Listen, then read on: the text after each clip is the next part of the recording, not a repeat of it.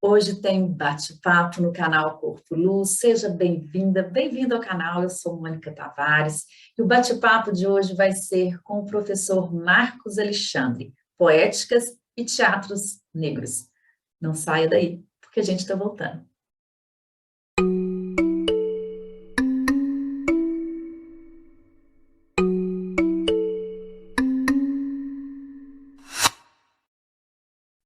E o bate-papo de hoje é com o professor, dramaturgista, integrante do grupo Mayombe, o querido Marcos Alexandre. Marcos, muito bem-vindo ao canal Corpo Luz. Um prazerão ter você aqui para um assunto tão bacana que a gente vai tecendo, né, por aqui. Mônica, eu que agradeço pelo seu convite. Estou muito feliz de estar aqui com você, conversando com você, né, falando das nossas trajetórias. Só agradecimento aqui. Que bom, prazerão. Eu vou te pedir, Marcos, para a gente fazer uma audiodescrição para quem está nos ouvindo. Eu faço, depois você faz? Pode ser? Perfeito. Eu sou Mônica, mulher negra. Estou aqui com os meus cabelos cacheados, abaixo dos ombros, um pouco soltos, com uma blusa vermelha, um colar estilo indiano, assim, de pontas vermelhas. Atrás de mim tem uma parede amarela ocre, com o banner Corpo Luz e uma estante de livros. E eu sou o Marcos Alexandre, um homem negro, cis, cabelo black, meio encaracolado também. Estou usando uma camisa em tom azul, que costuma ficar verde quando incide a luz. Uso 2 brinquinhos no lado esquerdo. Estou aqui ao meu fundo uma parede branca, que dá para ver um pedacinho de um quadro que eu tenho aqui, que eu gosto muito, que foi um presente de um querido amigo. É isso. Obrigada. Então, Marcos, olha, eu costumo aqui pedir para quem está chegando, para a gente conhecer mais, para você falar um pouquinho da sua trajetória. Quem é o Marcos, né? Quem é o Marcos Alexandre? O que foi acontecendo até chegar aí no nosso assunto? Então, fique à vontade para você contar um pouquinho de você, se você quiser, claro, né? Tá bom, Mônica, eu agradeço. Olha, eu sou natural de João Monlevade, uma cidade que está aproximadamente 2 horas daqui de Belo Horizonte. Venho de uma família grande, sou filho de Maria Emília e Vicente Alexandre, daí que vem o meu Alexandre. Uma família de 13 irmãos, alguns já se foram, né? Atualmente somos 7, mas uma família feliz, né? A minha mãe casou muito cedo, minha mãe casou com 15 anos, meu pai com 28, e ela começou a fazer filhos e criar os filhos. Eu sou o mais novo. Mais novo, já tenho 55 anos, eu falo para todo mundo que eu tenho 30, para ver se cola. E eu acho importante falar da família. Na minha família, eu sou o único filho que chegou à universidade. Isso, para mim, é importante comentar, porque eu acho que é muito comum, como entre várias outras famílias negras, terem esse tipo, né? A minha mãe, ela era analfabeta, o meu pai tinha o curso primário incompleto, e alguns irmãos meus também tiveram essa trajetória, né?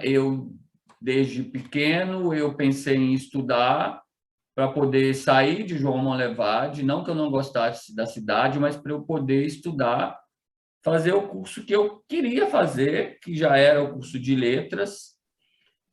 Naquele momento, o teatro não existia na minha vida como possibilidade de curso, ainda que na infância eu tenha feito peças na escola, como todas as crianças fazem, peças em que sempre fazia os papéis secundários, na escola Personagens Escravizados. Isso que passa com inúmeros outras crianças, né, e adolescentes, né, à minha época, nos anos 70, né, época de ditadura, e a gente não sabia que estávamos numa ditadura. Então, eu me formei em 85, que foi o mesmo ano que a minha mãe faleceu, e foi o ano que eu vim para Belo Horizonte e decidido a estudar e consegui, trilhar uma trajetória aqui, e as coisas foram acontecendo, né? Eu fiz o curso de letras.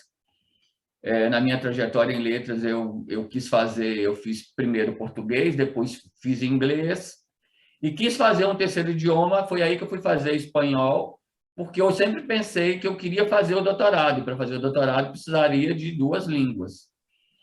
E assim que eu me formei, eu comecei a atuar na escola pública. Atuei no Estado, atuei na Escola Municipal em Betim, onde eu aprendi muito ensinando, porque eu acho que sempre é um processo de troca, de aprendizagem, né? E até 1999, que foi o ano que eu entrei para atuar na Faculdade de Letras, no curso de espanhol. Então, o fato de eu ter feito espanhol foi interessante. Eu atuava no ensino público dando aula de português, literatura e inglês, e eu passei a atuar com espanhol, e tanto o meu mestrado quanto o doutorado, eles foram feitos na área de teoria da literatura, mas pensando na relação, na interface com o teatro. Né? Eu fui orientado pela Sara Rojo, que é uma amiga querida, com quem a gente, né, depois fez o Mayombe Grupo de Teatro, a gente fundou, né, eu sou um dos membros fundadores. Então, assim, isso é muito importante comentar, a importância da Sara na minha vida, como na vida de vários outros estudantes e pessoas aqui de Belo Horizonte. E eu fui trilhando a minha trajetória, né, tanto no mestrado quanto no doutorado. No mestrado, inclusive, eu acho que eu analiso um trabalho do seu grupo, né, na dança. Ah, é? Qual grupo? Depois eu posso te... Ai, meu Deus, eu esqueço tudo, mas o que a gente estava comentando recentemente. O primeiro ato? O primeiro você ato. escreveu sobre o primeiro ato? Eu escrevi ele parece, né? Eu cito porque a minha pesquisa de mestrado ela foi bem interessante. Eu vi mais de 100 espetáculos e, ao final, eu analiso 5, 6. Então, assim, eu sempre gostei muito de teatro. O teatro foi construindo a minha trajetória como intelectual, como professor. E assim que eu entrei na universidade, né, em 99, eu comecei a fazer o doutorado, também, né, sob a orientação da Sara, e eu fiz doutorado me interessando muito pelo período da ditadura, mais especificamente na obra do Plínio Marcos, de quem eu sou muito fã, e de um chileno chamado Juan Radrigán. Inclusive, o Radrigán já faleceu, ele me concedeu uma entrevista, ele permitiu que eu traduzisse um texto dele, Fatos Consumados, um texto muito importante. Hoje, a filha dele continua no campo da dramaturgia, a Flávia Radrigán. Então, assim, foi bem interessante essa constituição, né, na academia, que foi me constituindo também como sujeito e me constituindo como um sujeito negro. Eu fui voltando para as minhas identidades negras, fui me reconhecendo como negro, pensando no curso de letras, onde eu pouco tive acesso aos escritores e escritoras negras. Essa é uma realidade que ainda continua acontecendo nas universidades, não só na Federal, mas em outras universidades do Brasil. Né? Ainda se estuda muito pouco a literatura afro-brasileira. Então, assim, é algo que me despertou depois que eu concluí o curso de letras, e que eu fui voltando as minhas pesquisas mais para o campo do teatro hispano-americano, né, e do teatro brasileiro, da literatura afro-brasileira. Então, assim, eu falo demais, você está vendo, então... Não, mas é isso eu me mesmo. estendi muito. Não, de jeito nenhum. E é importante a gente conhecer essa trajetória, até para a gente conhecer também o tema do qual você trabalha, né, agora com mais ênfase, e eu acho que quando você fala do seu doutorado, foi aí, Marcos, quando que foi que você entra com mais estudo e aprofunda mais na questão das poéticas e do teatro negro? Quando que foi esse, essa chave de mudança aí? Nossa, que bom você me perguntar isso para eu poder comentar, porque, como eu estava te falando, né, no mestrado e no doutorado, eu trabalhei com algo que me interessa muito, que foi o teatro, mas no mestrado com o teatro, com a recepção do teatro, tendo como foco Belo Horizonte, inspirados nos espetáculos que vieram aqui no FIT, no FID, no FAM, alguns espetáculos. E no doutorado, eu tinha muito interesse em estudar o Plínio Marcos, então eu estudei as personagens marginalizadas. Uhum. Os corpos dissidentes, de alguma forma, sempre estiveram presentes. No doutorado, eu estudei Plínio Marcos e o Radrigan pensando nessas personagens que estavam à margem do discurso, à margem do sistema. Né? Isso, para mim, era muito importante. E aí, obviamente, no caso do Plínio Marcos, por exemplo, as personagens negras elas perpassavam pela sua dramaturgia, mas não eram foco. A partir do momento que eu concluo o doutorado, eu começo a me interessar mais para estudar a performance, né, no campo da arte e com uma orientação mais voltada para as práticas negras, para a literatura afro-brasileira, por exemplo. Algo muito importante que aconteceu comigo também foi a minha participação nos eventos do Instituto Hemisférico de Performance. Começou no ano 2000, na Unirio, eu participei de todos os eventos até hoje, acho que já foram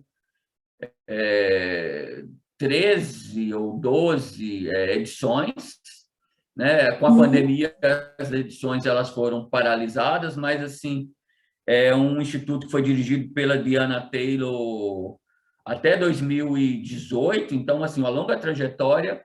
Isso também me abriu um espaço para eu poder falar de outras margens que me interessavam. Aí eu tive acesso com contextualidades voltadas para as questões LGBTQIA+, que tem no grupo hemisférico tem uma relação muito forte com a teoria queer.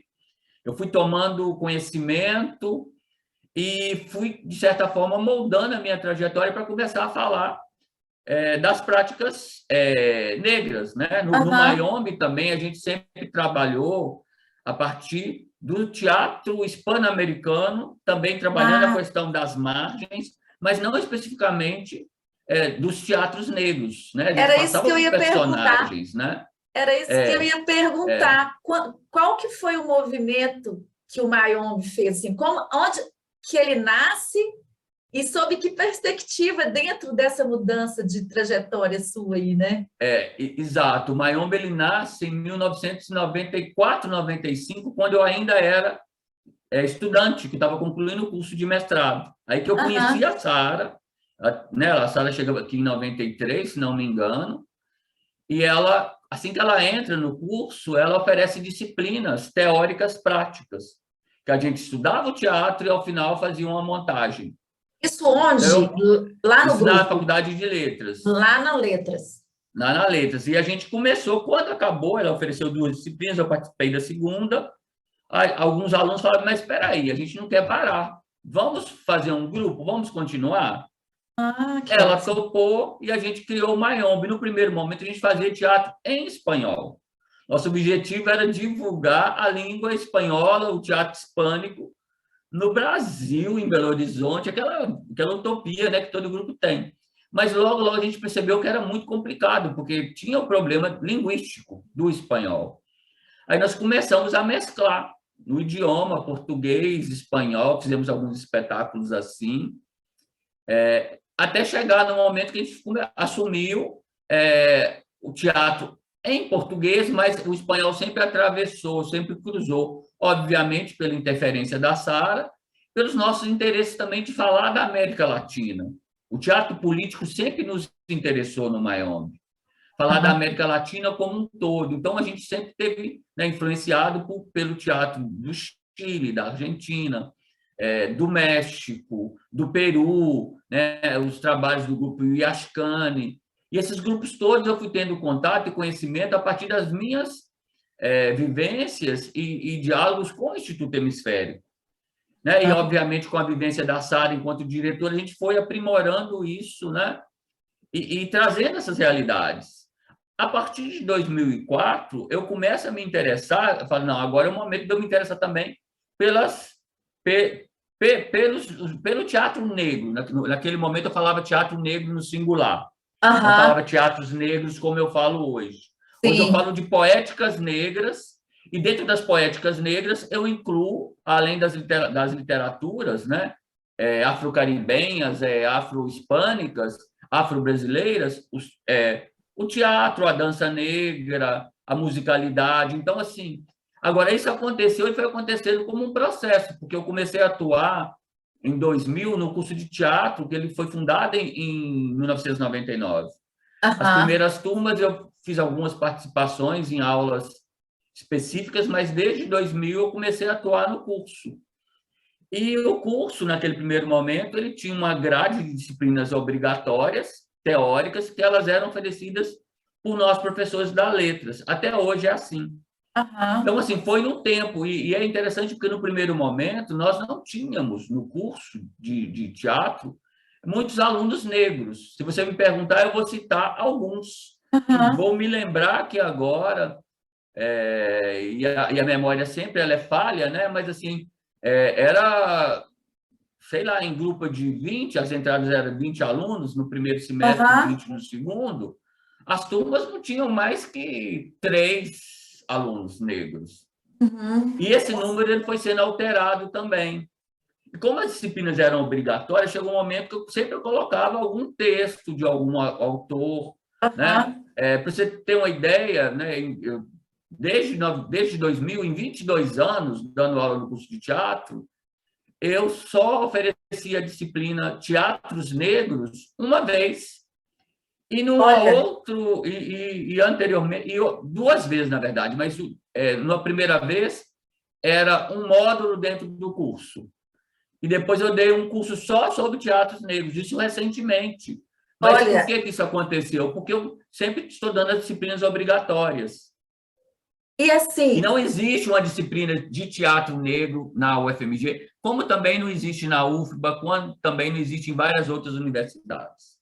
é isso que eu, assim, para a gente entender no que você lecionou, quais foram as disciplinas, né? Assim, o nome das disciplinas na letras e no teatro, e como que você foi introduzindo o teatro negro? Assim, quais as disciplinas? Por exemplo, você falou agora que ainda não tem uma disciplina obrigatória ou uma disciplina, né, constante. Quais são as disciplinas que você foi trazendo e depois foi mudando? Pois é interessante isso também, porque com a minha atuação no curso de espanhol, que eu entrei, como eu comentei com você, no curso de espanhol, então Aham, a gente trabalhava com né, no campo da língua e na literatura. Então, na literatura, eu fui trazendo escritores que trabalhavam com as poéticas pretas. Por exemplo, Victoria Santa Cruz, todo mundo, né, conhece, né, o poema dela, Negra, que é um dos poema performance mais reconhecido dela, está disponibilizado no YouTube, é só entrar no Google, colocar Victoria Santa Cruz Negra, as pessoas vão ver. viu, gente? Só clicar. Nós vamos deixar aí Isso, depois, anotado na descrição, o link para as pessoas entrarem. exato. Aí algumas autoras afro-peruanas, como a Susana Baca, que é uma cantora maravilhosa, e a minha relação com Cuba, que foi acontecendo também dentro desse processo. E aí de trazer Aham. os autores cubanos para as aulas de espanhol e também trazer para as aulas, né, de teatro, falando da existência desses autores. Então, isso foi um processo que foi acontecendo. Eu acho que a grande virada ela acontece depois de 2010, Mas Ah, essa virada, ela acontece, Mônica, e eu acho isso maravilhoso, ah, mas a partir de uma exigência dos alunos. Foi tendo uma reconfiguração do curso, né, obviamente com o Reúne, e começamos a aham, ter mais alunos negros. E os alunos começaram a pautar, né? Por que não falar disso? Por que não falar daquilo?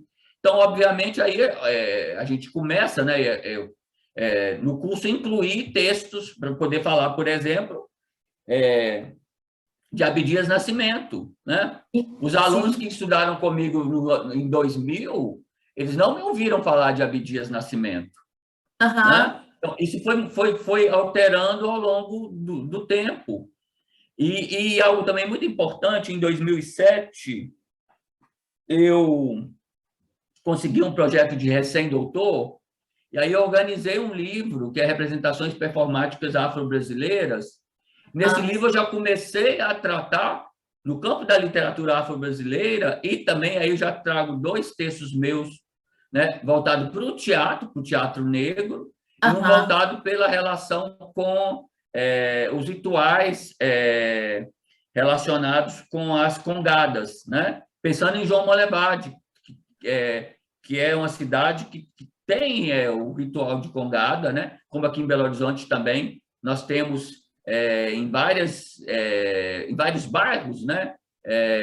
Várias irmandades, né? Eu frequento sempre a do Vale de Jatobá, que é onde está a minha amiga Leda, que ela é rainha de lá, de Nossa Senhora das Mercês. Então, assim, ah, nesse livro, a Conceição Evaristo, ela me permitiu, a Conceição, eu sou muito apaixonado por ela, sou grande fã, ela permitiu que eu publicasse um texto dela, que ela fala sobre a questão da escrevivência. Então, eu publico esse texto em 2007, recentemente esse texto foi republicado num livro organizado pelo Itaú Cultural.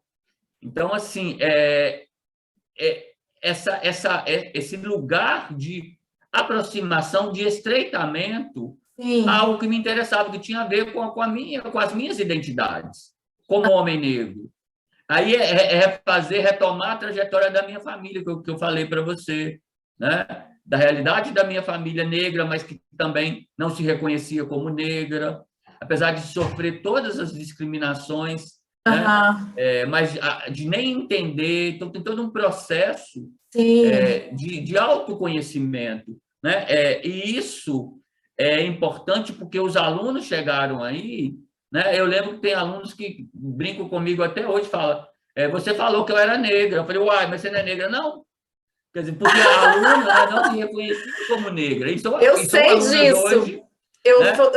Eu soltei esse haha aqui, mas é de nervoso, né? Porque, porque eu sei o que é isso. Falar Pois assim, é, você é negra, eu, oi? Hã? Né? Assim, e eu entendo e acho que tem muita gente nesse nosso país que também vai se reconhecer dessa forma, se identificar com isso, que é um processo, né, Marcos? Um processo. E claro, é claro. legal ouvir você dizer dessa transformação, mas a minha curiosidade agora é o seguinte: quando você, qual é a disciplina então que marca uma entrada sua como uma disciplina com a temática? Isso Então, é interessante, Mônica, porque acontece na pós-graduação. Eu é começo a atuar na pós-graduação em 2005, na Faculdade de Letras. E aí, o que na acontece? letras. Na Letras, né? Eu atuo no pós-lit. Na pós-graduação, o professor se sente mais livre para trabalhar com as suas pesquisas. Então, a partir de 2005, se você observar as disciplinas que eu dei, todas elas vão estar relacionadas com a questão das margens, das diversas margens, diversos Aham. tipos de personagens marginalizadas, e aí eu começo a falar das estéticas negras, das poéticas negras ou pretas. Então, isso Uhum. começa na pós-graduação. Né? E, obviamente, né, sempre na graduação, nas minhas disciplinas, trazendo um autor, uma autora, né, falando. Né? Atualmente, eu dou um curso, já dou há vários semestres, semestre que vem eu vou repetir, que é para o primeiro período do curso de teatro. Chama Teorias do Texto Dramatúrgico e do Texto Espetacular. É uma teoria que a gente fala sobre dramaturgia, sobre espetacularidade, sobre a teoria no teatro, e é um tema muito abrangente que a gente aborda desde os clássicos até a contemporaneidade. Ótimo. Pensando no campo da dramaturgia, da cena, da teoria. Então, já tem há vários anos que eu coloco, geralmente eu ofereço essa disciplina no primeiro semestre de cada ano. A minha atuação hoje no teatro, ela é uma vez por ano. Então, só para as pessoas que não conhecem, o Marcos ele dá aula na UFMG, na universidade, no departamento de letras e também no departamento da Belas Artes, que é onde tem a graduação em teatro, certo? Exato. E aí, o que eu tenho feito nos últimos anos? No primeiro período, eu já coloco toda digamos, a grade, a grade do que tem que falar, e no final eu dou uma aula assim, teatros negros existem sim. E nessa aula eu tento dar um grande panorama do teatro negro no Brasil. Ai, que ótimo. É algo que eu comecei a fazer já tem, sei lá, uns 3, 4 anos. Uhum. Na pandemia, por exemplo, a gente, é muito louco isso, porque tem 2 anos de pandemia. Então, para 2 turmas na pandemia, eu dei essa aula mediada, online mediada, como a gente está conversando aqui agora. E é muito importante que a gente veja o grande interesse dos alunos pela temática. Né? Vou ser sua aluna ouvinte. Isso que eu comentei com vocês, de brincar em sala, falar, né, chamar um aluno e ela falar, mas, professor, você me fez... eu sou negra, me fez reconhecer como negra. Isso é interessante porque são alunas e alunos que depois assumiram toda a negritude, são alunos que estão aí trabalhando em práticas de aquilombamento, são alunos que participam da Segunda Preta.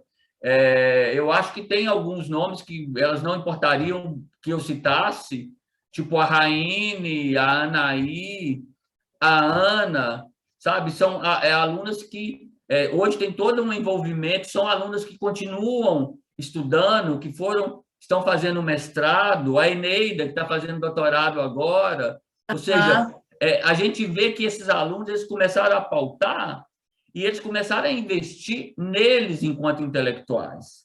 Então, a gente vê que isso é muito importante, sabe? Que são assim, obviamente, eu tenho a consciência de que em uma disciplina a gente consegue atingir parte do grupo, mas essa parte do grupo que é sensível aos temas, essa parte continua investigando, estudando, então isso é muito importante, pelo menos eu vejo assim. Claro, e eu fico lembrando aqui, porque quando você fala na sua época não tinha a Universidade de Teatro, né? Na minha também, né? Eu não, na época que eu fui fazer a universidade, não tinha Universidade de Dança nem teatro. Tinha o TU, né? A gente não pode deixar de falar disso. Sim, tinha o TU. Tinha o TU. Mas de dança na época não tinha, e eu então, enfim, várias pessoas iam fazer universidade de outra coisa, né? E depois, na prática do teatro e da dança. E aí, quando você fala nesse processo, que eu tenho uma pergunta para você, que é assim, quando você acha que você começa a ver mais alunos negros em sala de aula, mais produções teatrais, porque hoje a gente vê, a gente que está aí desde a década de 1970, né? Eu era criança, mas já inserida na cena e assistindo coisa, tudo, a gente vê que hoje a gente não dá conta nem de falar dos nomes de todos os grupos, de todos os artistas, de todos os escritores, né? Porque, ainda bem, são muitos, está crescendo, mas quando que você sente que há mais oportunidade, há essa entrada de alunos, há esse crescimento dos grupos e dos pesquisadores em mestrado e doutorado, com temas e com identidade? Muito legal. Também, a partir de 2010, né? 2010. Eu acredito que sim. Eu fui fazer o meu primeiro pós-doutorado em 2008, 2009, né? Depois que eu fiz o projeto de recém-doutor, chegou o momento que eu poderia sair para pós-doutorado, e eu resolvi investir e fazer um doutorado em Cuba e em Salvador. Meu Ah, objetivo isso aí eu naquele quero te momento, perguntar. é, Esse meu eu quero que objetivo, tem pergunta. o objetivo naquele momento era tentar entender, que já me interessava o teatro negro. Eu conhecia Abdias Nascimento, Teatro Experimental do Negro, e conhecia o teatro de revista, né? E, obviamente, conhecia o Bando Teatro Olodum, de Salvador. Mas eu Aham. falei, bem, para qual outro lugar, como eu dou aula de espanhol, para qual outro lugar eu poderia ir? Eu pensei muito em ir para Porto Rico, mas depois falei, não, eu quero ir para Cuba para ver como é que funciona. E foi a melhor coisa que eu fiz na minha vida, foi ter ido para Cuba, sabe? E, assim, no primeiro momento, buscar e não encontrar os atores não, os autores, porque atores, né, pela Constituição de Cuba. E por que eu fui para Cuba? Porque eu queria comparar com Salvador, e em termos populacionais, em termos de cultura negra, de povos pretos, Ah, parece muito. E aí, né, no primeiro momento, não consegui, mas logo eu conheci uma teórica, a Lalita Inês Maria Martiato Tegri, eu falo muito dela no meu livro, e ela me apresentou os autores. E aí eu pude ver, pude ver e investigar que sim existia uma escrita negra, uma escrita aham. preta, como eu chamo hoje, que existia um teatro negro. Ainda que os dramaturgos cubanos, muitos não aceitam falar que eles fazem teatro negro, eles fazem teatro cubano. Aham. Mas Que eu, é? enquanto teórico, né, eu analiso que eles fazem teatro cubano negro. E quando eu vou para Salvador, né, eu achei que eu ia encontrar um mundo de teatro negro. Não foi bem assim. Eu encontrei, obviamente, o Bando Teatro Olodum, foi maravilhoso, né? O Márcio Meirelles, à época, ele me concedeu uma entrevista, ele me passou os cadernos de espetáculo de vários espetáculos, né? O caderno de espetáculos de vários espetáculos é redundante, mas é isso. O Márcio, o Bando tem uma coisa muito interessante, e obviamente eles conseguiram fazer isso porque eles tiveram um patrocínio, e é importante a gente falar que não são todos os grupos que têm patrocínio, mas o Bando, o que ele fez ao longo dos anos? Ele, né, criavam os trabalhos, né, e, ao final, eles publicavam o texto dentro do caderno de espetáculo. Ah, Então, então além tinha do produção. roteiro, além da ficha técnica, vinha o texto. Isso é Ó, que maravilhoso, ótimo. porque, por exemplo, eu usei vários desses textos para o meu estudo, Hum, sabe? Vários desses textos depois eu comecei a trabalhar em sala de aula, sala de né? aula. Sala de aula, eu comecei a trabalhar com, sabe? E depois a Companhia dos Comuns começou a fazer isso também, né? No Rio de Janeiro. A Companhia dos Comuns, né? É, ela começa, né? Também sob a direção do Márcio Meirelles, né? Aham. Do Wilton Cobra.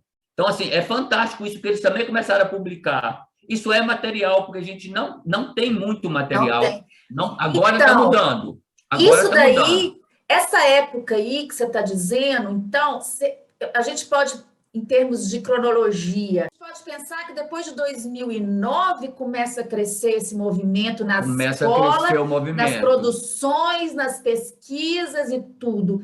Isso, Então, isso tem muito a ver com as políticas públicas, né? Com as com políticas de certeza. inclusão, Não, tem tudo certo? a ver, tem RP. tudo a ver, tem tudo a ver. E que hoje a gente sofre um movimento contrário, né? Exatamente. Mas os alunos que têm entrado hoje, eles estão mais ávidos, eu acho que é a melhor palavra, para tratar dessas questões. E hoje as pautas, elas se ampliaram também. Então, dentro das Boa, pautas boa. pretas, tem vários temas para serem tratados.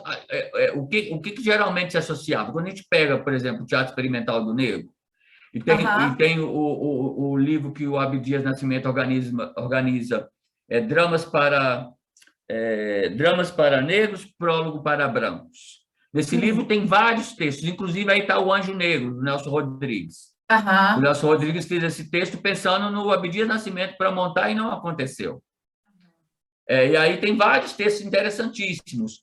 A maioria desses textos, né, eles estão, digamos, os temas mais importantes, não sei se importante é a melhor palavra, estão relacionados com a questão dos preconceitos, da racialidade, da violência física, da religiosidade, sabe? Pensando na questão de trazer as matrizes afrodescendentes, como o candomblé e a umbanda, para as textualidades. Sempre, né, existiram pessoas que foram contrárias às práticas, e muito menos quando essas práticas vêm para a literatura. Mas hoje, essas práticas continuam presentes no texto, mas hoje o jovem negro ele tem inúmeras pautas para serem discutidas. Então, para além da religiosidade ou das religiosidades, e aí eu não estou falando nada em contra, porque eu simplesmente adoro, né? Eu acho importantíssimo, tem as práticas relacionadas com as afetividades, com as identidades de gênero, com a visibilidade, com os estima, corpos e corpas trans, a questão da afetividade da mulher, a solidão da mulher negra, que é uma pauta mais recente, né? Então, assim, novos outros sobre o corre do cotidiano, sabe? Sobre violências físicas e simbólicas. Nossa, que então, ótimo. Assim, isso, por exemplo, tem eu publiquei, né? A gente organizou, eu, Assis e o Vinícius, o Teatro Negro, uma coletânea pela Javali, e aí nessa coletânea tem vários textos, acho que tem uns 6 textos, eu teria que pegá-la ali. Você vai deixar para mim, para eu colocar na descrição? Deixo. Ótimo, viu, gente? Eu vou colocar na descrição para a gente saber desses textos todos. Isso. Mas aí o que eu quero falar? Nessa coletânea tem os textos, os rolezinhos do Alexandre de Sena. Então, são textos que ele apresentou no Galpão Cine Horto, né? E o Alexandre de Sena foi meu aluno, lá na graduação. Foi um dos alunos que eu não trabalhei nada com ele sobre teatro negro, porque naquele momento eu não trabalhava. Não tinha. Não estava pautado. Ainda que eu falasse, por exemplo, quando eu trabalhava, ele estudou comigo o Plínio Marcos. E quando estudou o Plínio Marcos, via a questão da margem e de como os corpos marginalizados se incluíam. Mas num outro viés, né? Um outro viés, exatamente. O outro viés. Quando o Alexandre faz os rolezinhos, né? E um dos rolezinhos dele tem a ver com a violência que ele sofreu participando do festival em Blumenau. Ele traz isso para a cena, divide isso no Galpão Cine Horto, né? Numa cena. E quando que essa cena ela passa para o livro, isso vira referência para inúmeras outras falas. A gente fala tanto de lugar de fala, mas quantos outros lugares que não vai assumir esse texto? Eu trabalhei recentemente esse texto agora, num curso que eu estou dando na Letras esse semestre, sabe? Um curso que é sobre o portal Literáfico, que é um portal que a gente tem na universidade sobre literatura afro-brasileira. E quando eu fui falar de teatro, eu escolhi alguns textos, e um dos textos foi esse, do Alexandre de Sena. As discussões foram riquíssimas, de alunos que, em princípio, não conheciam teatro, e muito menos o teatro negro. Então, assim, a gente consegue ampliar os olhares. E hoje... isso, por exemplo, em 2008, 2009, em Cuba eu encontrei muita coisa. Eles publicam muito. Eu estou curiosa para te perguntar umas coisas também. Mas em Salvador eu encontrei bastante coisa também, mas assim, bem direcionada. Mas teve uma coisa maravilhosa, por exemplo, em Salvador, né, o meu supervisor era o Armindo Bião, que nos deixou, um querido. O Bião me levou para ver o espetáculo da Fernanda Júlia Onissagé, né? E eu assisti o espetáculo, Xireobá. Foi um encontro assim maravilhoso, uma das coisas mais interessantes que aconteceram na minha vida. conhecer o trabalho da Unisagé. E, recentemente, sei lá, menos de um mês agora, eu pude participar de um evento com ela. E escutar essa mulher, e naquele momento ela era estudante, mas já era diretora, já atriz, diretora, e a Unisagé, ela recentemente já deu um curso sobre teatro negro na UFBA. E ela fez um espetáculo, né, acho que o segundo espetáculo, se não me engano, com o elenco todo preto na UFBA. Então, para a gente ver como que você percebe, Mônica, como que cresceu e como que ainda é muito simbólico. Por isso, quando os atores, né, os alunos atores, pesquisadores do teatro, né, buscam investigar temas relacionados, isso é muito importante. Eu fui ver agora, quinta-feira, o espetáculo do Antônio Delbrando, que é outra pessoa que sou muito fã. Não era um espetáculo sobre teatro negro. É um espetáculo do quinto período, se não me engano, ou do quarto período. É um espetáculo que traz a temática da pandemia, mas é um espetáculo assim, ainda pautado, né? O Delbrando tem uma grande influência de Brecht, e o Delbrando tem uma coisa maravilhosa que é trabalhar com muitos atores em cena. E nesse espetáculo, ao longo de que as cenas vão acontecendo, é feito no pátio da Belas Artes. Ele foi feito para acontecer na chuva. O dia que eu fui, não choveu. Então, assim, você vê assim, as cruzes, sabe? Aquela instalação que foi feita no Rio de Janeiro com as cruzes na praia, Sim. Foi feito no espaço. Então, eu estava trazendo essa temática da morte, do que está acontecendo agora, e alguns intérpretes, atores, personas, eles assumiam o microfone e davam alguns depoimentos que dialogavam com a dramaturgia do espetáculo que foi construída pelos alunos. E tinha alguns alunos que eu conheço, uma dramaturgia toda afrocentrada, porque tem a ver com o que eles querem falar. Por exemplo, a Amora Tito, que faz um discurso lindo, lindo, lindo, para poder pensar sobre as práticas pretas, sabe? Isso é muito, você vai vendo isso acontecer, né? A Renata também, a Eliza, você vai vendo isso, e, obviamente, com outras pautas que eles queriam discutir. Porque é isso, a pauta não tem mais uma pauta única. Sim, eu acho que os teatros eles têm que estar atentos para isso. Né? E a arte, e aí os teatros não é só o teatro de texto também, não, né? A dança-teatro, são os espetáculos de dança, você sabe disso. Né?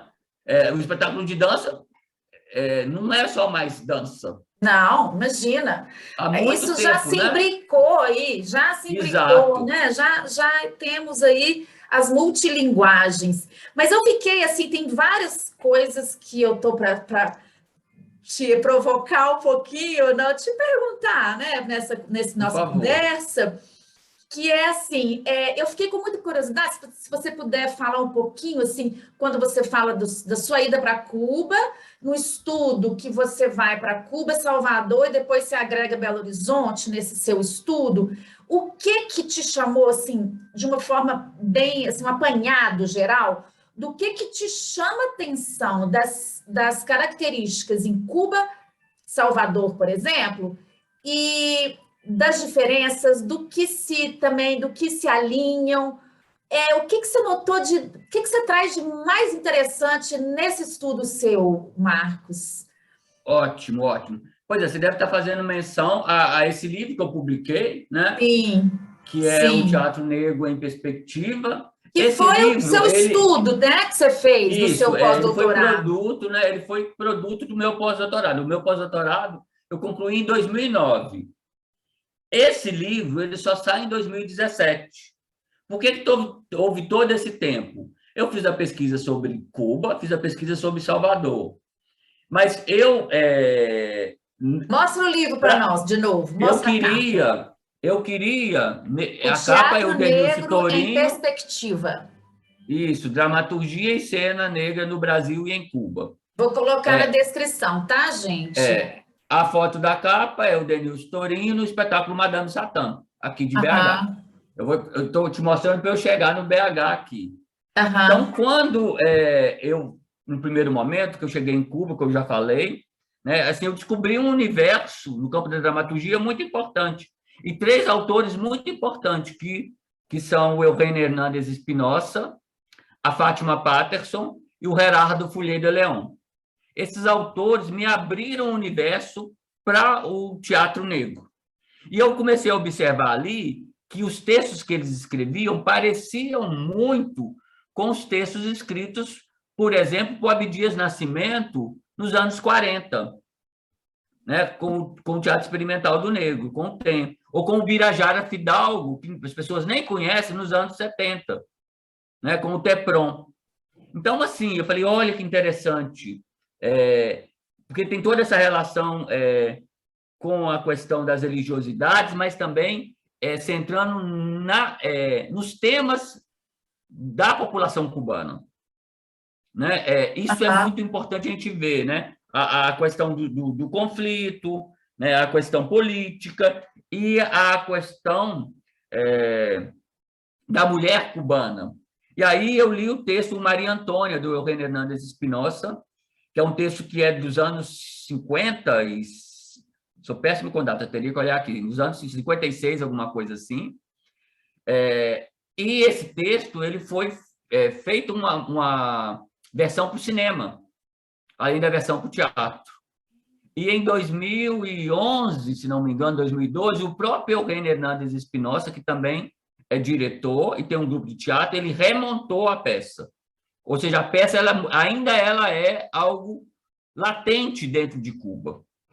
E eu resolvi traduzir essa peça. Ele me concedeu o direito para traduzir, mas o direito para publicar teria que vir depois que eu teria que pagar os direitos. Nessa novela, depois que eu saí de Cuba, eu demorei só em 2016 que eu consegui pagá-lo, por dificuldade de chegar o dinheiro até ele. Então, assim, traduzir o texto do livro, eu fui deixando ele de lado. Falei, uma hora eu publico, não tem pressa. aham. Aí, quando eu fui publicar, em Salvador, né, toda a discussão aí, eu falo sobre o Bando Teatro Olodum, eu falo sobre a Onissagé, sobre os trabalhos dela. Eu encontrei outras pessoas interessantes, como o Ângelo Flávio. E em Cuba também eu encontrei outras pessoas interessantes para falar de um lugar que não era apenas da arte, mas também da religião. Então, eu quis fazer entrevistas para publicar também nesse livro. Aí, quando eu trouxe as entrevistas cubanas e as realizadas em Salvador, eu falei, não, tem um problema aqui, eu tenho que falar de Belo Horizonte. Porque em 2017, Belo Horizonte já era, né, um espaço bem... na verdade, em 2015, que eu comecei a pensar, comecei a incluir a parte de BH. Eu tenho que falar do Teatro Negro em Belo Horizonte. E aí eu fui fazer, em 2015, 2016, trazer esse material para o livro. E aí fui entrar em contato. Aí eu tinha que falar de Maurício Tizumba, eu tinha que falar, sei lá, eu tinha que falar Rui do Moreira, Moreira, eu tinha que falar, né, da Seraque, eu tinha que Grace falar passou, da Grace Passou, do Adi Evandro. Assunção, de vários outros, sabe, grupos, do que estava acontecendo naquele momento, da relação com o curso de teatro, que trouxe essas poéticas para a cena. Então, eu tive que incluir isso, eu me vi na obrigação de incluir isso. E, com isso, o livro ele só ficou pronto em 2017, quando eu já estava indo para outro pós-doutorado, que quando eu fui para a NAU para fazer um espetáculo, para fazer uma pesquisa também voltada para as performances negras, e aí tendo como a NAU e a Unirio, né? Você foi para Nova York, então? Em 2017. 2017? Aí eu voltei para o contato que eu tinha com a NAU, com o Instituto Hemisférico de Performance, fiquei lá 6 meses para estudar, para investigar os teatros negros, lá, as performances negras. Foi interessante, E aí, o que que eu observei? Que tinha algumas propostas, mas já tinha acontecido o boom. O boom ele acontece no século XX. E aí encontrei muita dramaturgia, mas do século XX, 1980, 1990, 2001, 2000, mas sabe, Tudo muito recente, né? recente, mas assim, em 2017 já não era uma pauta tão constante. Eu vi um espetáculo bem interessante que eu, inclusive, escrevi sobre ele. E na Unirio, aí eu já vi toda uma, no Rio de Janeiro, né? Uma produção muito crescente também das poéticas pretas, uma vez que na Unirio aconteceu ou estava acontecendo a mesma coisa que eu vi acontecer em Belo Horizonte, no curso, dos Ah, alunos negros também, né? Buscarem trazer as requisitando. suas pautas, né? Construir espetáculos com suas pautas. Então, eu pude observar isso, né? Que é algo que ampliou muito. Né? Hoje a gente tem essas outras relações. Então, assim, escrever o livro ele foi importante para a gente observar, ou para eu observar, né? Primeiro, assim que o livro foi publicado, eu falei, não dá para falar mais de teatro negro, tem que ampliar isso aí, tem que ser no plural. Teatros Teatros. negros, ou teatros pretos. Por causa disso, porque as Da pautas diversidade, são né? múltiplas, exatamente. Né? Uhum. Da diversidade, que é muito a diversidade, mas não só em pauta, mas também a diversidade em temas, em corpos que Sim, estão sendo discutidos ali. Né? Isso é muito legal da gente legal. observar. Né? Pois é, e você comentou aí, né, questão da mulher, da representatividade, desse encontro, né, com os seus. Bom, isso aí é uma coisa que eu ouvi você dizer num outro bate-papo, uma live que você deu sobre essa questão dessa representação das mulheres, desses encontros com os corpos e corpas, dentro dessa diversidade de tema, dentro desses olhares diferenciados, dentro desses teatros negros, né? As novas estéticas, a inserção da comunidade LGBTQI+, e isso traz todo um movimento muito rico e novo, falando em cronologia histórica, né, Marcos? Com certeza, Mônica. E me faz também assim ampliar o meu olhar. Né? Eu também participo do Corpo de Crítica do Horizonte da Cena, e a gente, né, sempre tem discussões sobre os olhares críticos. Né? E me faz amplificar, por exemplo, o meu olhar como intelectual, como pesquisador, como crítico, né? É o olhar, como eu falei no primeiro momento, de um homem, né, de 55 anos, com as experiências de um homem de 55 anos, né, cisgênero, desculpa, mas é um olhar voltado, né, para poder e aberto para poder observar essa diversidade, essa pluralidade de temas que estão aí. Mas, por exemplo, eu não posso falar pela mulher. Eu não posso falar pela corpa trans. Eu posso, e eu insisto muito isso em todas as minhas falas. Eu estou me repetindo aqui com você, e acho que vou continuar repetindo, não vejo problema nisso. Eu posso tentar falar com, né, falar com essas mulheres, falar, né, com as corpas trans. Porque eu não sou uma mulher. Então, por exemplo, eu sempre cito um espetáculo que eu gosto muito, que é o Lotus, que para mim é fantástico, e assim, a minha experiência como espectador do Lotus, da Dani Anatólio, é de ficar assim, calado, sair mobilizado, porque ela me dá tanto tapa na cara, no melhor sentido da palavra, se tem um bom sentido para a palavra para tapa na cara, É esse, tipo né? assim, ó, é o poema da Nívia Sabino, Ei, macho alfa, escuta aí, escuta. A gente precisa de escuta. A gente precisa, muitas vezes, exercitar a escuta. No espetáculo da Dani, eu tenho que escutar. E aí tentar ser solidário com ela, porque ela está falando da mulher negra, né? E tem algum momento do espetáculo que ela fala claramente, né? De homens negros que querem mulheres brancas para um relacionamento sério e que querem mulheres negras para sexo. Ou Que é seja, o algo... próprio negro praticando um comportamento outro, né? De um outro Exato, olhar. exato. Eu poderia chamar de palmiteiro, chamando de palmiteiro, né, que são os termos que se usam aí, mas eu não quero entrar nessas particularidades. Mas quando a Dani traz isso para o espetáculo, ela está falando de um lugar que pode ser dela, pode ser da persona atriz, e pode ser de inúmeras outras mulheres. Então, é uma pauta, entre muitas outras, que ela está trazendo para discussão a partir de um trabalho artístico, a partir de uma estética que ela traz, em que, nesse mesmo espetáculo, ela traz Oxum para conversar. Eita. A religiosidade também está ali presente.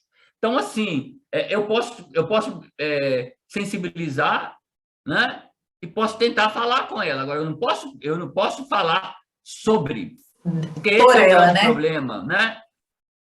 O que acontece muito, principalmente com a branquitude, que fala sobre.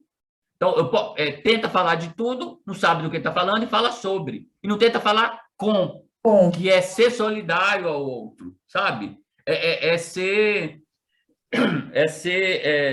solidário mesmo, é ser aliado. Acho que aliado é uma boa palavra. Você traz agora, então, já que você trouxe o branco, a branquitude aqui, eu tenho uma pergunta para te fazer, que é o seguinte: dentro desse contexto todo, de toda dessa evolução, digamos assim, dessa trajetória que você viveu e vive como professor, como artista, como um dramaturgista, o que você pensa em qual seria o lugar ou o papel do branco na transformação, na democratização dos espaços de ocupação dos negros? Tem que tentar ser um aliado e aprimorar o que eu acabei de falar, que é a questão da escuta. Escuta é fundamental, porque quantas vezes que as mulheres negras não são silenciadas por homens negros, inclusive, e por homens brancos? Quantas vezes os homens negros não são silenciados por homens brancos? Quantas vezes os alunos negros não são silenciados pelos alunos brancos? Quantas vezes os alunos negros não são silenciados por professores? Quantas vezes professores negros não são silenciados por professores brancos, por diretores brancos? Então, para mim, é primordial que se aprenda a exercer a escuta. Isso é o mais difícil, né? E a empatia. A gente fala de aliados. Há tantas pessoas aliadas, há tantas pessoas, né, que buscam, a partir de seu lugar enquanto sujeito, enquanto intelectual, né, trazer essas práticas de forma a demonstrar que não querem tomar a palavra, mas serem aliados com as palavras. Sim. Isso é muito importante, isso geralmente não acontece. Pensemos na academia. Por que até hoje não se estuda tanto como deveria estudar Carolina Maria de Jesus? Mas aí privilegia-se estudar Clarice Lispector. Nada contra Clarice Lispector, adoro. Mas por que não Carolina? Por que não Conceição Evaristo? São lugares e são escolhas. Exatamente, a gente pode escolher tanto um quanto outro. E aí, Mônica, desculpa te interromper só um minutinho, porque é importante a gente pensar nas textualidades que são escritas por autores né, negros, negras, afrocentrados, pretos, pretas, porque é óbvio que é diferente, é óbvio, porque eles trazem, né, na escrita toda uma experiência que é corporificada, né? Que a Conceição Evaristo vai chamar de escrevivências. Não tem como você não se colocar, ainda que você distancia, né? Que é o exemplo que eu trouxe, né? Da Dani Anatólio, ou dos trabalhos realizados recentemente com a figura da Madame Satã, que o Grupo dos 10 fez um espetáculo, os Crespos fizeram outro espetáculo, teve um outro ator de Salvador, me esqueci o nome agora, não vou me perdoar por isso, mas fez um outro espetáculo, ou seja, num período comum, 3 trabalhos a partir, né, da persona Madame Satã, e cada trabalho direcionando para um olhar ou para vários olhares.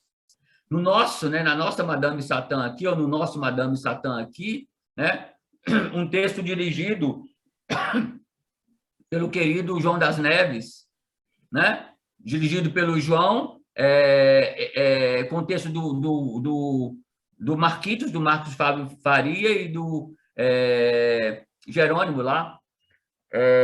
Fantástico pensar o grupo, né, sendo um trabalho que sai de um oficinão do Galpão, né, o Rodrigo Jerônimo, no desenvolvimento do trabalho, né, o Rodrigo Jerônimo ele revê o seu posicionamento e acha que ele não deveria continuar interpretando uma da personagem que é uma personagem trans, e ele chama a Júlia Santos para assumir o papel, e outras personagens trans começam a assumir o papel, né? E tem essa discussão, saber se olhar, isso é um olhar alinhado. Isso falta muito para a branquitude, sabe? Desculpa. Eu acho que isso é um exercício, isso é uma prática. Essa transformação, essa mudança, eu acredito que é mais fácil quando você se dá o direito de fazer essa mudança, se você deseja fazer essa mudança, ter um novo olhar, porque não é fácil sair de um lugar de costume, de uma sociedade que tem, né, atitudes e hábitos que já estão enraizados, mas isso, quando a gente se abre para mudar, né, para essa empatia, para essa escuta, eu acho que é através do exercício. E eu vou trazer uma fala sua, que eu acho que tem a ver com isso, que eu anotei de outra live, de uma live que você fez, que diz assim: os lugares de fala estão sendo ampliados cenicamente, em cena, sendo muito positivos, este lugar, né? Positivo. E acontece porque há exercícios de produção de uma estética ou estéticas pretas, afrocentradas, negras. Ou seja, esses lugares de fala existem porque tem um exercício aberto e ampliado de existência. E aí, relacionado à branquitude e a esse processo dessa transformação mútua, ela acontece no exercício de convivência, nessa prática ampliada. Eu não sei se, assim, eu fiz esse apanhado porque eu acredito que é no exercício do fazer e no desejo de fazer e querer fazer realmente que a gente vai conseguir uma mudança significativa, que já está acontecendo, né, Marcos? Eu acho que é só na prática, é na prática de acontecer desejos e pedidos dentro de uma universidade, pedidos na sociedade, e deles serem atendidos, é que espaços vão ser conquistados. E espaços enormes, né? Espaços de instituições, espaços que precisam ser ocupados, ministérios, secretarias, cadeiras né, de professores, enfim. Um Brasil sendo ocupado pela população, pela maioria da população que precisa ser ouvida, né? Que precisa ocupar. E a gente vai mudar isso como? Com essa... Não sei, fico pensando, nesse lugar que você está falando, nesse exercício de empatia, nesse exercício de escuta e de realmente desejo de transformar, né? De mudar. Você falou coisas bem importantes aí, né? Uma delas tem a ver com o querer, né? E realmente, agora, é algo que me preocupa muito, é porque eu não sinto esse movimento do querer. Não sinto, infelizmente eu não sinto, sabe? Eu acho que ainda, eu acho, né, falando da branquitude como um todo, e obviamente há as exceções, mas é só a gente observar como você mesmo trouxe as práticas, se a gente pensa nos governos, nas instituições que estão e detêm o poder, né? Ainda a grande maioria está formada, né, por pensamentos brancos, por pessoas brancas e que não querem e não admitem perder espaço. Mas tem uma coisa muito importante, né, dentro das pautas negras, né? E aí a gente pode pensar nos feminismos negros também, só para dar como exemplo, que é, ok, se não nos dão espaço, vamos fazer de tudo para ocupar esses espaços. Eu acho que ainda é importante a gente pensar nas possibilidades, sim, porque ainda, na maioria, né, dos profissionais das universidades são profissionais brancos. Né? Concursos recentes para professores, né, em nível de doutorado, nós temos concursos com mais de 100 candidatos para uma vaga. E aí você olha esses 100 candidatos, se você olhar quantos candidatos são negros, você vai ver que é uma minoria. Talvez chegue a 10%. E desses 100 candidatos, né, pensando que são eliminados a grande maioria, pela dinâmica do concurso, os que chegam, né, para fazer a segunda etapa, que é a prova teórica, né, quantos corpos negros chegam até ali? Sim. E, ao final, quais são aprovados? Pois Então, esses números ainda eles são muito discrepantes. São. Mas e se a gente pensa no nosso governo não quer. Não quer. Vive dando exemplos, maus exemplos, em depoimentos, né, sem pensar no que está sendo falado. E esses maus exemplos, essas falas incorretas, elas chegam a milhares de pessoas que continuam propagando essas falas incorretas. Exatamente. Você está vendo que eu não estou citando o nome, porque eu não cito mais nem nome. Precisa, isso é muito... Sabe? Escancarado, né? A situação agora, é escancarada. Agora, a arte, ela é um veículo para poder trazer esses questionamentos. E a arte negra tem feito isso já há muito tempo e a cada dia com mais força. Não só no teatro, na dança, na música, no cinema. E eles também não querem, né? Então, eles não querem que a cultura, que a arte cresça, né? Então, assim, o pensamento que eu fico tendo, primeiro, a mudança aí nessa estrutura, né, de governo, a gente voltar a ter uma política de ampliação, né, de abertura de igualdades.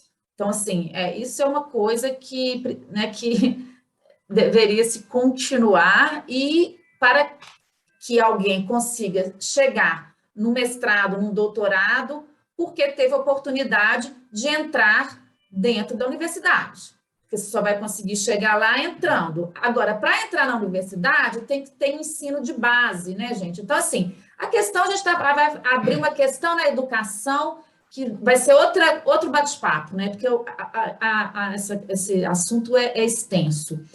Mas é isso, eu acho que quando eu faço essa pergunta é para a gente ir pensando, refletindo, como que a gente pode fazer junto?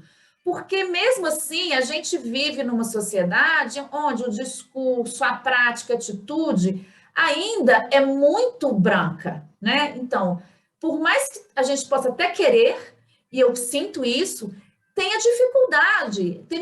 Fomos criados num pensamento. Como é falar, ok, eu não quero mais esse pensamento, eu tenho que entrar no outro pensamento. Isso só vai acontecer se a pessoa quiser. E se ela fizer essa mudança de hábito, né, de prática, isso é partir, isso é consciência. E para mudar, tem tempo, tem que ter tempo para isso, né? E a gente ter isso tem acontecido. Né? E é bom, isso dá esperança quando a gente vê essa ocupação já crescendo, isso já tendo uma certa mudança. E eu espero e torço para que isso flua e caminhe, né, com mais avidez, com mais assim, né, com mais alegria também, porque embate, eu vou te falar, tá difícil, a gente está num momento tão Mônica, mas eu difícil, né? acredito que isso já está acontecendo, né? Pensando, tá falando dos lugares em que eu tenho ocupado, né? Se eu penso na universidade, né? A gente discutiu isso aqui já, a quantidade de alunos que estão continuando. Antes os alunos faziam, né, a graduação e iam embora, agora eles estão continuando, né? Estão desenvolvendo pesquisas em nível de mestrado e doutorado, né? Um exemplo que me vem aqui agora, né, de pessoas da cena preta de Belo Horizonte, né? A própria Júlia Tizumba, que fez o mestrado dela a partir da obra do pai. Isso é maravilhoso, que tá trabalhando a questão da memória. E da ancestralidade, né? A né? questão da memória, da ancestralidade. E o doutorado dela está sendo pautado na prática dela, do grupo dela de teatro. Sabe? O Denilson Tourinho, que concebeu o Prêmio Leda Maria Martins, né? Fez o mestrado dele a partir do prêmio, já está no doutorado. A Eneida Baraúna, a mesma coisa, fez um mestrado, doutorado. O Evandro, que fez o mestrado dele a partir do grupo do qual ele faz parte, do qual ele fundou, sabe? E tanto o Evandro quanto a Júlia acabaram de publicar os livros pela Javali, ou seja, é uma produção que está virando material para pesquisa, para investigação, e inúmeras outras pessoas que eu poderia citar, né? Se eu for pensar na quantidade de trabalhos, de TCCs que eu atuei, né, de 1999 até agora, 2022, eu teria que contar, mas eu acho que eu já participei de mais de 30 trabalhos voltados para essas temáticas pretas ou subalternas ou subalternizadas, entre aspas. Então, isso é muito importante. E eu acho que são números muito significantes, sabe? E eu tenho muito orgulho de poder, de alguma maneira, ter feito parte, sabe? Porque o que eu quero? Essas pessoas vão aposentar. Eu vou aposentar, espero aposentar no meu tempo para poder, não sei se eu conseguir parar de trabalhar não, mas aposentar, e eu quero que um outro corpo preto ou uma outra corpa preta ocupe o meu lugar. E para isso, essas pessoas têm que estar se qualificando, né? Os projetos, né, que eu tenho orientado, tanto no mestrado quanto no doutorado, né, sei lá, a metade deles estão relacionados com as práticas desse lugar relacionado com a literatura, a história, a memória de populações de alguma maneira marginalizadas. Isso também eu acho que é bem importante, né? E isso tem acontecido não só aqui, em vários outros lugares, né? Semana que vem eu vou participar de 5 bancas. Opa! Fiquei um mês lendo. E as 5 bancas de trabalhos que têm essas temáticas. Olha, que a gente está discutindo aqui. Quer coisa melhor? Não é só coisa daqui da UFMG, não, de outras, sabe, de outros estados. Sim, que bom. A gente já está chegando ao fim da nossa conversa e eu vou pedir para o Marcos finalizar. Como que você gostaria de finalizar esse bate-papo, Marcos? Ah, Mônica, te agradecendo por essa, passar rápido, né? Você vê que eu falo muito, eu te adverti sobre isso, mas é te agradecer pelo convite, pela simpatia, por essa oportunidade, é, né, de pensar, de estar aqui com você. É lindo, eu fico vendo aqui, né, a gente não está podendo se abraçar, mas eu estou vendo aqui o quadro aí, Corpo Luz. Eu acho que essa fala, ela emana isso, né? Ela busca emanar de nossos corpos, ainda que aqui, mediados por essa tela, né? Essa boa energia que foi o nosso bate-papo. Eu gosto muito de falar sobre esse tema que me afeta, né? No meu trabalho, eu procuro sempre falar das coisas que me afetam, né? O meu trabalho como crítico. Eu já falei isso quando a Luciana Romagnoli me convidou para integrar o Horizonte da Cena. Eu falei, ok, Lu, eu entro, mas eu só vou falar das coisas que eu gosto. Eu não vou falar de nenhum espetáculo que eu não goste, porque, para mim, o objetivo da minha praxis pedagógica de alguma maneira, poder atingir e deixar alguma sementinha para modificar alguma coisa. E, para isso, tem coisas que a gente tem que falar, como a gente trouxe aqui, mas é sempre de deixar uma palavra, né, de respiro. E hoje eu acho que a palavra de respiro é o afeto, né? É o afeto que nos congrega. Se a gente pensa nesses 2 anos de pandemia, né, momentos tristes, a solidão dentro de casa, né? Eu, como várias pessoas viveram, não sei, provavelmente você também viveu, Sim, né? sim. De estar sozinho na sua casa. Então, assim, é de afeto mesmo. A gente vai começar a poder voltar, na expectativa de que as aulas voltem a ser presenciais. Vamos ver o que vai acontecer. Se não der certo, a gente volta atrás, mas Ah, deixar esse lugar aqui para um olhar diferenciado, para um sorriso, esse sorriso lindo que você está me dando. É só te agradecer, obrigado. oh, eu também te agradeço muito por ter aceitado o convite, por estar aqui, pela sua disponibilidade, generosidade, sabe?